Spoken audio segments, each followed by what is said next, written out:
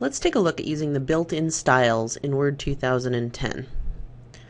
At this point, you should have a large amount of text that's unformatted. Right? Now, the old-fashioned way of doing this would be to select some of this text and then to manually decide to make it bold, underlined, maybe make it larger, centered, to form a title for our paper. However, that's much more awkward, and Word 2010 has a very elegant solution to doing this. So I'm going to undo all of that. Much nicer way of doing this. And instead of doing that manually, we are going to either select or even just put the cursor right on the beginning of the line right there, and go up on the ribbon to the Home tab, and you're going to see this Styles section, Styles group.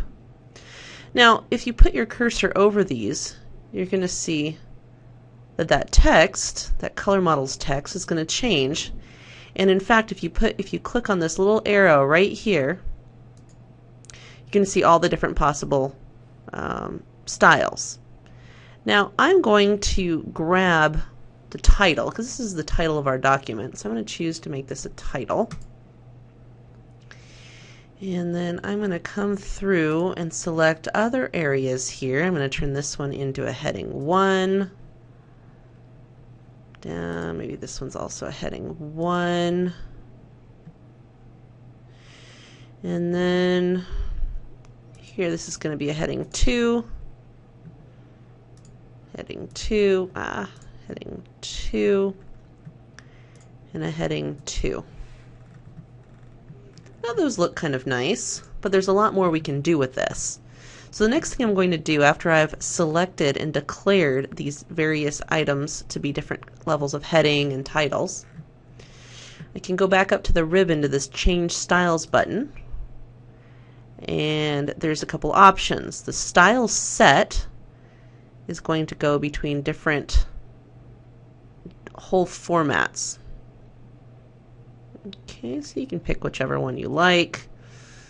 Ooh.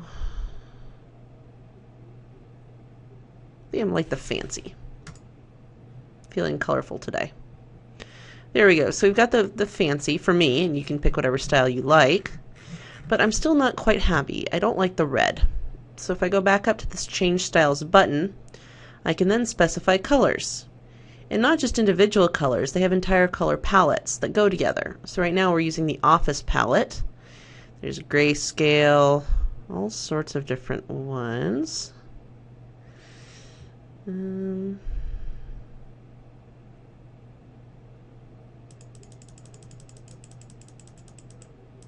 Wow, on your home computer you might not have all of these.